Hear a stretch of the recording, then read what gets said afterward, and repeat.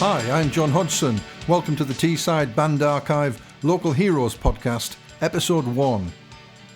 For each podcast, I will be chatting to a local musician, songwriter, band member, asking them about their songwriting, their recording methods, and a little of what inspired them to make music in the first place.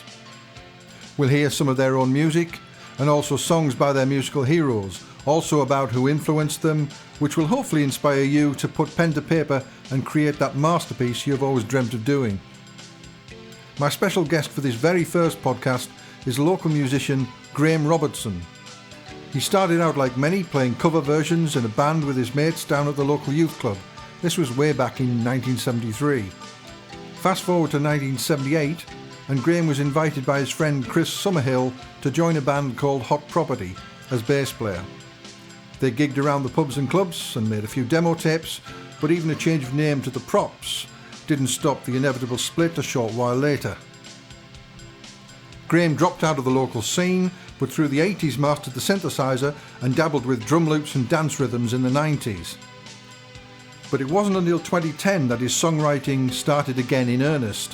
After learning of SoundCloud, the online music service, from Steve Cook, a Norton-based fellow musician, Graeme has been very productive, regularly writing new songs, and has once more started to make tentative steps into live performance.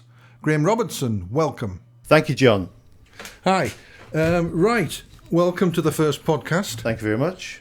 I've been looking at your notes, and it was saying here when you first started listening to music, age 14, that kind of thing, you were listening to The Who, Led Zeppelin. That's correct. Were you into sort of rock all the time, or was there any pop bands you were interested in? Or I started off as rock, to be honest, but things like Alice Cooper, which was more pop at the time, had a certain level of appeal.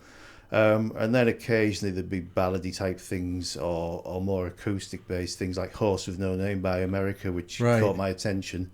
Okay, well, the first song I'm going to play is what you regard as one of your heroes, which is The Who. Yeah. And this is Love Reign Over Me from Quadrophenia. Right, it says here that your first ever gig was playing electric rhythm guitar with in a youth club in 1973, doing covers of chart hits. That's correct.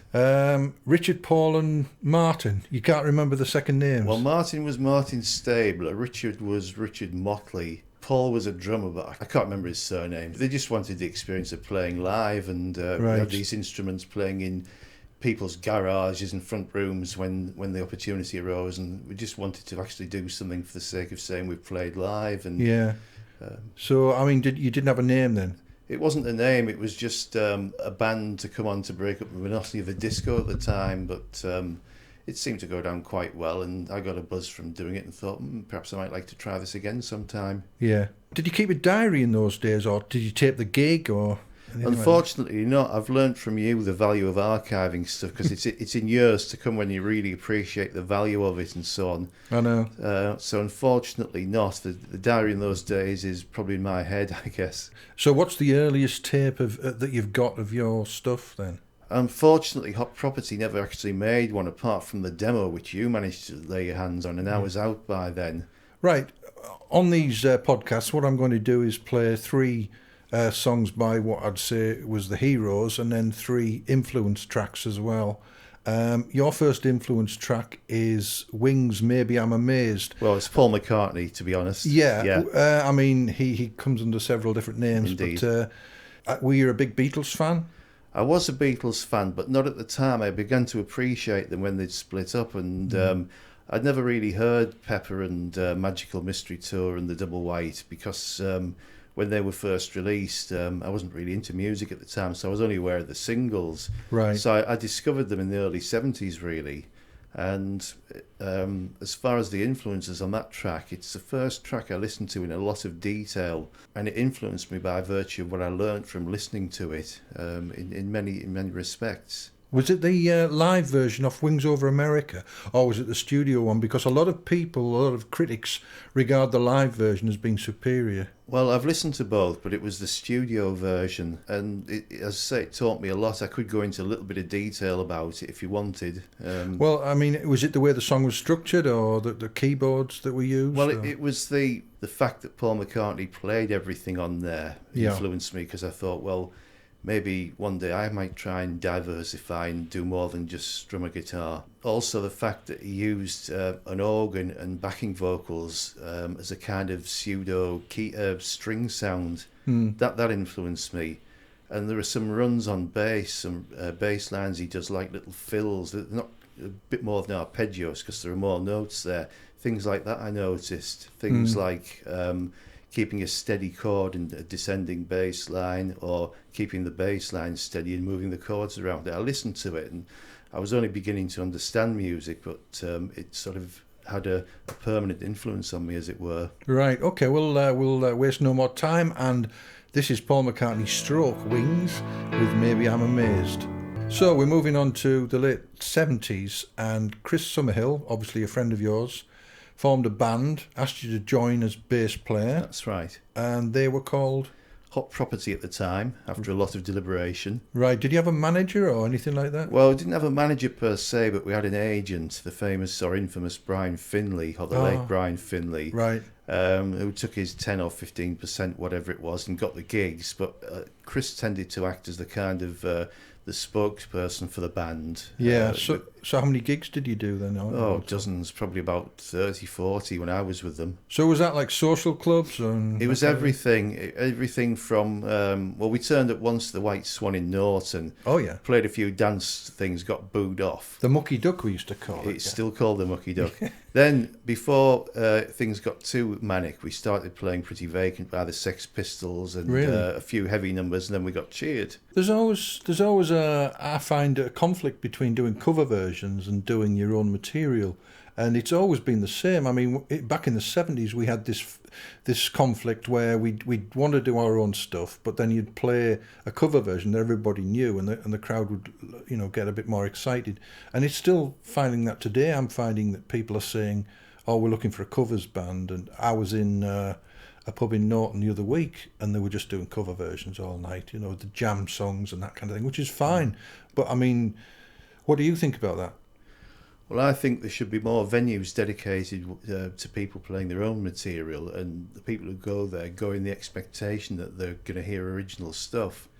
And there should also be some kind of leeway by the people at the venues to say, look, we'd like you to do a few covers, but we'd like you to do X% of your own stuff as well. And just give local musicians the chance to actually show what they're capable of. Anyway, so going back to Hot Property, you shortened it to the Props.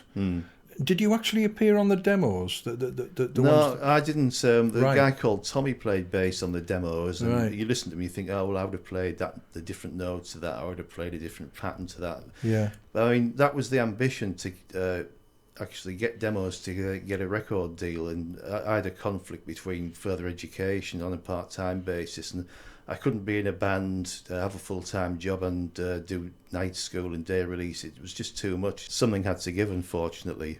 Well, those two songs were called, I think, Loser in Love and I Blew It Again. That's right. You played on a song called Camden Floyd? That's a recent one. Oh, is it? Right, yeah.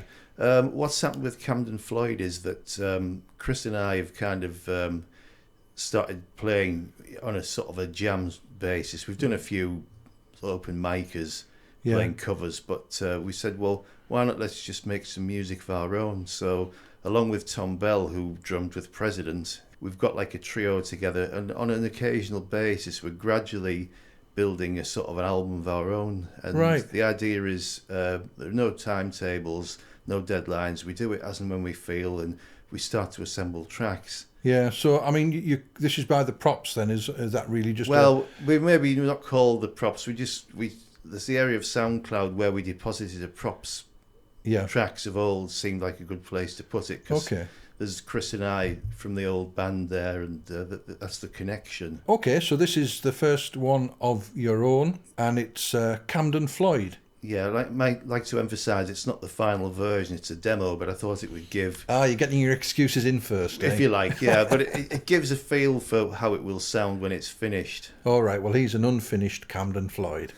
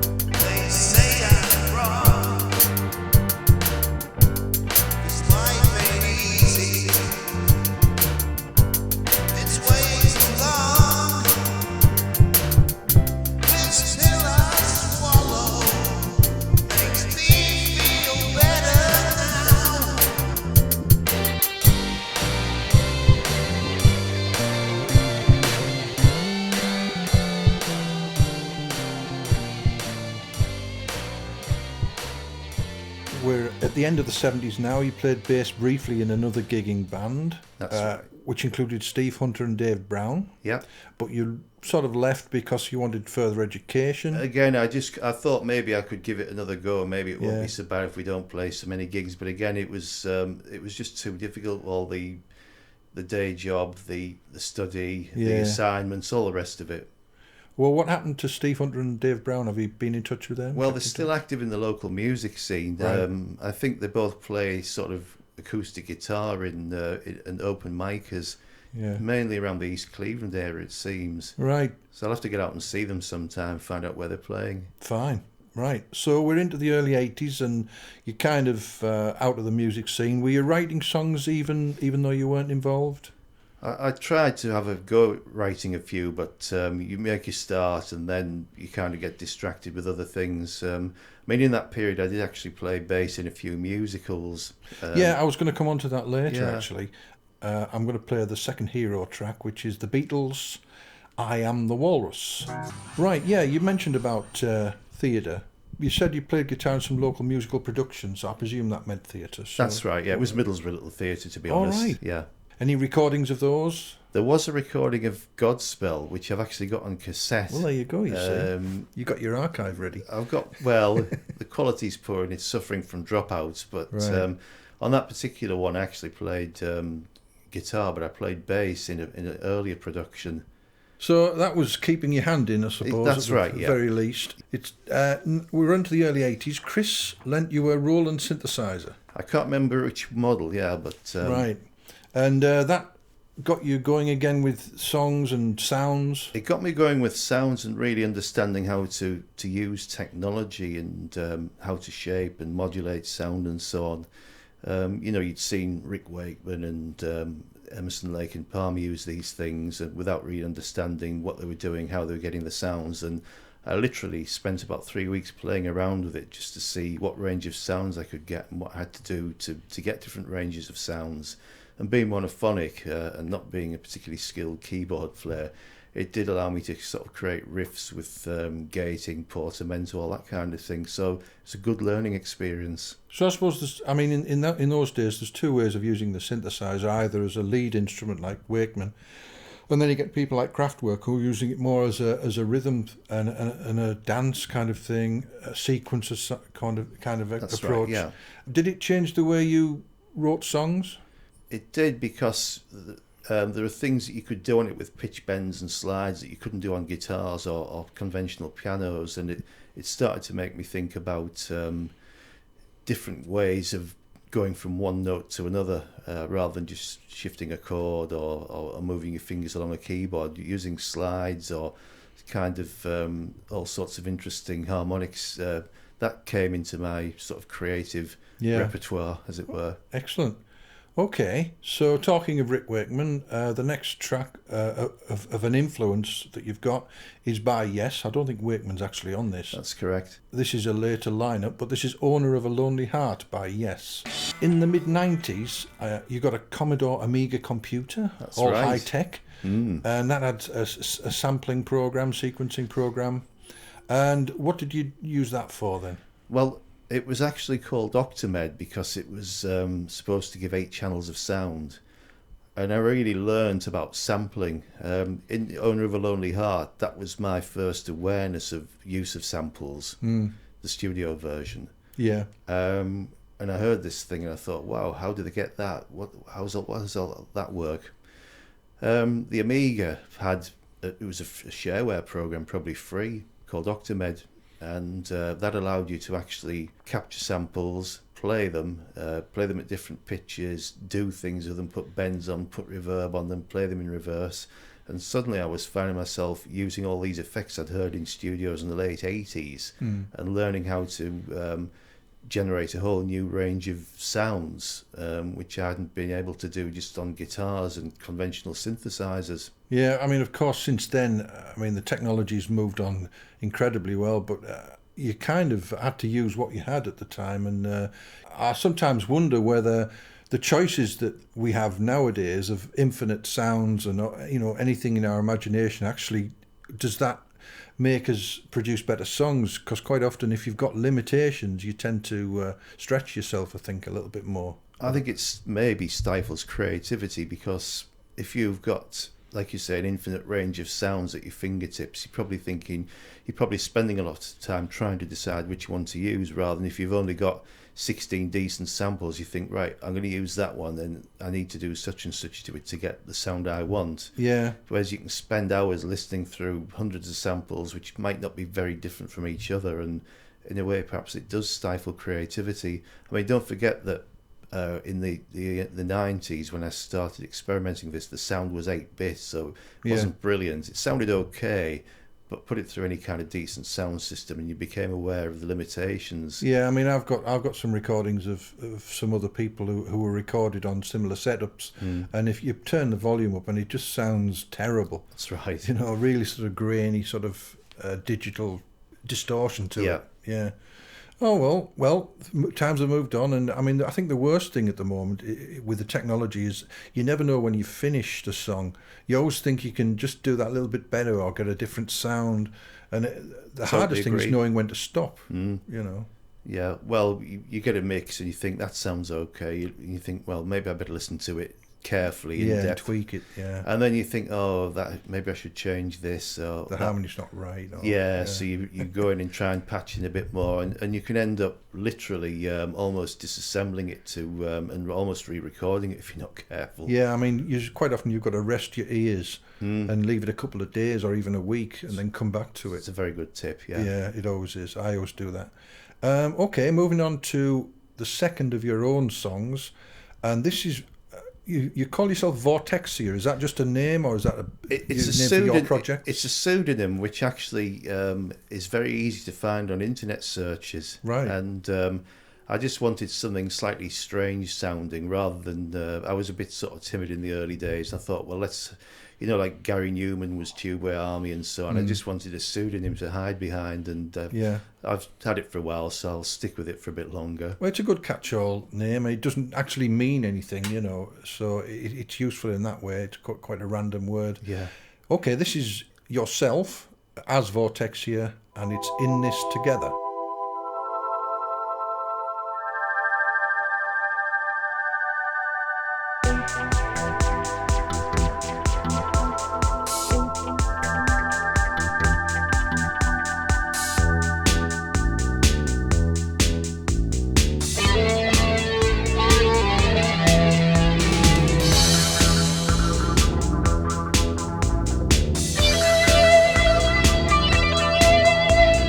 Sell your rights for paper shares, a worthless certificate, see who cares. Unless you earn 150 or more, they reserve the right to show you the door. A less than sincere apology, a cantab grant made a phony attempt.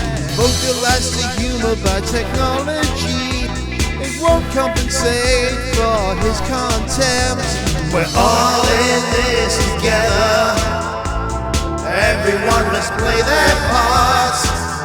But you say farewell creators, or everything will fall apart. We all must share the burden, unless you are the super rich. For some perhaps a bitter pill ain't like a bitch.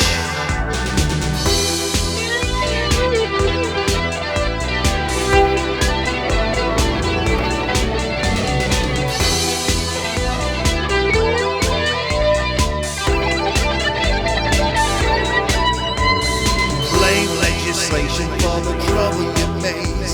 Look for scapegoats and launch into rage.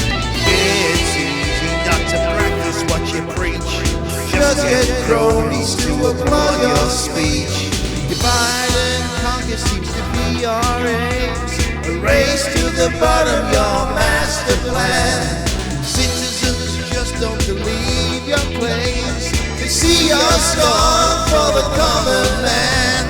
We're all in this together. From the barren we are told, some are in it more than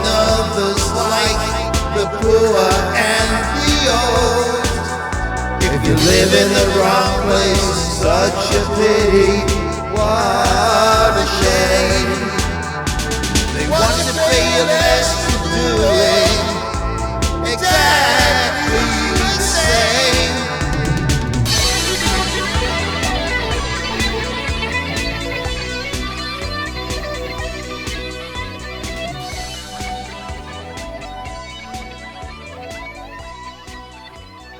Your songwriting was sort of reactivated quite recently in 2010.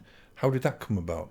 I became aware of the potential of actually being able to put my music on the web where anybody could hear it and possibly get a lot more plays than you could ever do sending a demo tape to a radio station. And it just seemed to me a way of being able to distribute my creative output, with relatively little expense, and had the potential to be heard by many people. So I thought, well, let's just give it a go. And I started off with some of the old 90s electronic tracks, and then I thought, well, let's do something new. Let's actually try writing in earnest and finishing it and so on. And at first I did instrumentals, and then eventually I started practicing singing and got the courage to give it a whirl. And that's probably where I'm at now at the moment, writing songs, doing as many vocals as I can, and doing some collaborations as well. Yeah, I mean, you seem quite productive. You do a lot of cover versions as well. Is that deliberate, or is that just the fact that you like having a look at how somebody else writes a song, and do you learn from that? I learn from it. I also think with some of the cover versions, it's an idea to give a new insight and a new perspective on the song, just arrange it a bit differently to the original. But I'm moving away from cover versions now, and I'm probably not going to do any more. I'm going to probably stick with my original material from this point onwards. Okay. Talking of cover versions, we're on to your next Heroes track, and this is The Pretenders, and it's a cover version of Jimi Hendrix's Room Full of Mirrors. You mentioned briefly before about, in recent times, Chris and Tom Bell, formerly of President, as you've said, you got together to jam and do a few open micers and that kind of thing. What's the live performances been like? How many have you done? Well, probably only about 4 or 5, but we were doing cover versions, but despite that, we went down pretty well. But we said, well, we've done this before. We did this with Hot Property playing cover versions. We're not really achieving anything or doing anything new. And Chris said, well, why don't we actually try and do our own stuff? What's to stop us recording? And I said, well, that's fine, but I don't want to be pressed into deadlines. He said, neither do I. Let's just do it as and when we feel. That way it'll probably be better without deadlines and so on. And we've amassed about 4 or 5 songs so far in a few months. And as I say, we just do things when we feel, and we find we tend to be more creative that way. Whereas if you say, let's devote 5 hours and see what we can get done, that maybe sometimes doesn't end up being as productive as you would hope. I can understand. I mean, I think you get to a point, if you're in a band, where you get to the point where you think, right, I'm not going to be a rock star. And you suddenly relax and think, well, I'm just doing it for myself now. I mean, that happened to me in 1986 when I left Makaton Chat. I felt that that's it. I mean, I was, 31? And you think, that's it, we'll get on with the rest of my life and just write songs. And you do get to that point, and it is quite a liberating experience to know that you can just write songs for your own amusement rather than having to think about. Totally agree, John. That's where we're at, really. And it's a really good place to be, I think. So we're on to your next influence tune. I was quite interested why. I mean, it's Queen. Why? I mean, I'd never heard of the song before. I mean, I've listened to Queen, but probably most of the hits I've heard, but this is Was It All Worth It? I mean, why did you pick that particular one? Well, there's a number of reasons. There's a recurring theme throughout the song. The da da da da da da da da. Yeah, it's quite a heavy riff, isn't it? It's a heavy riff in places, but it's also played on delicate keyboards. And I like the way that the riff is presented in a range of different musical contexts. Right. And that, again, it influenced me to think, well, that's something I could maybe try. The other thing was, it was in the height of PWL records, or Stock Aitken and Waterman. Yes. About 85, wasn't it? It was 89. 89, yeah. Right. At that particular time, their hit factory was churning out track after track of hit singles made with sequences and so on, Kylie Minogue's, Rick Astley's, all the rest of it. And this shows that, rock is still alive and rock will never die. and don't sort of ever give up on it if you really like it. It's poignant in a way because maybe it's Freddie Mercury asking him questions of his sort of past life, because at the time he knew. Yeah, I mean, he knew what was going on then, didn't he? He did, yeah. And I think that that album, there is a lot of lyrics, I think, that reflect on his mortality. That's right. But the main thing is the way the theme is used and presented in different contexts, and the fact that it reminds you that, guitars, well, in my view, still sound really good. And it chops and change. I enjoy it in many ways more than Bohemian Rhapsody. It's quite an epic track, really. I mean, I'd never heard it before till yesterday, so what do I know? But here we go. This is Queen, Was It All Worth It? You say you're putting together material to maybe do an album kind of project. That's right, yeah. No timetable, and you're just putting it together when you get the spare time. Yeah. So is My Life on a Memory Stick, is that going to be included on the album? No, that's my own particular track. Yeah. I wanted to have a go at doing a kind of a ballady type track, but in a modern context, and I thought, well, these days there are so many people putting stuff on digital media. Just picture what would happen if somebody kept everything in one memory stick and then lost it. Right. And it's just a reflection of changing times, and my go at doing a kind of ballad, but I wanted to try and do guitars and keyboards and just try and throw everything into it. I think it's an interesting lyric. I mean, so much so that I as you know, I attempted a cover version of it, and it ended up being. It didn't work for me. I mean, I'm not criticising the song at all. It was me that couldn't get it to work for the way I was doing it, and I've ended up with a backing track that I'm going to put a different lyric to, and have it as a different song. I mean, you wouldn't recognise it. So you will get full credit for that, I will say. Right. Well, the Beatles did that. I think Jealous Guy started. That's off with right. It's totally different. On the Road to Rishikesh, I think it was called. It was something like that, yeah. And he did it in India, Lennon, and they worked on it at the Let It Be sessions. And we're going on about the Beatles now, anyway. But yeah, I understand what you mean. You can take the instrumental of a song and change the lyrics and change the arrangement, and you hardly recognise it when it's finished. So this is your version, or Vortexia's version, of My Life on a Memory Stick. There's a box in the attic with a loose fitting lid, with newspaper cuttings, one my great uncle did. It's got letters and bills, several membership cards, CD photographs of old shipyards. Things have moved on in century 21. Flash drives are the norm of the day. Copies of wills and legal codicils, paper and film have almost gone. My life on a memory stick, it's all there with just a double click. So easy to lose down the back of the chair. If it should happen, would anybody care? Now it's bitmaps and JPEGs, clouds and AVI, encrypted and zipped up, digital data to make me sigh. Images and videos in a plastic shell, including one violation well. All that I've done and all that I am is now embedded in dynamic RAM. So easy to lose down the back of the chair. If it should happen, would anybody care?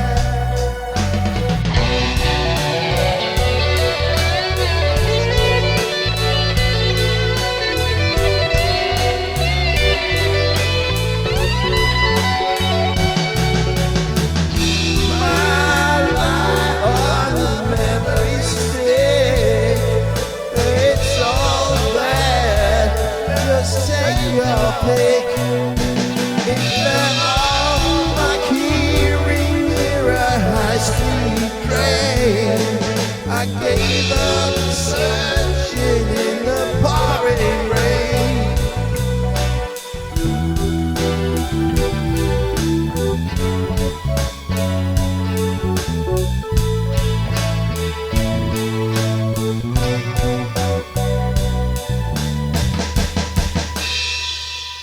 Right, that was Vortexia, also known as Graeme Robertson, with My Life on a Memory Stick, which is one of his recent efforts. Right, looking to the future, we've already discussed about maybe doing an album. I mean, looking years ahead with your own equipment and your own stuff, are you looking to buy any new gear? That could come with time, but my short-term or medium-term ambition is to try and improve keyboard skills. It's an unfulfilled life promise, really. I can do various things on it, simple things, chords, and play a few melodies, but the left hand and the right hand don't work particularly well together. Well, I find that, I'm sorry to cut in there, but I'm not technically brilliant. And obviously with the way you can record now and do things over and over again and get it right, I find with overdubbing you can play the left hand and then do the right hand. It's different in a live situation. I mean, do you do that, build it up slowly, note by note sometimes? I've done playing the left and right hand. I often just play the right hand, because if I'm playing a bass guitar part, you don't need a left. If you play the same notes on the keyboard as the bass, it's just there's more chance for things getting out of sync and creating a discord. So I tend to use the right hand, but I tend to try and get more than 4 and 5 finger chords sometimes if I can. But that's where the practice comes in, and it's a technique to be worked on for the future. Nice one. Right, Graeme, that's about it. I think I've asked you everything I needed to ask. Thanks for being part of the first Teesside Band Archive Local Heroes podcast, number 1. Thanks for inviting me. I've enjoyed taking part. Okay, well, let's hope it's the first of many. And good luck with the future recordings, and I'm sure we'll keep an eye on Vortexia and the props and everything else. Okay, and many thanks, John. No problem at all. Thanks very much. Cheers.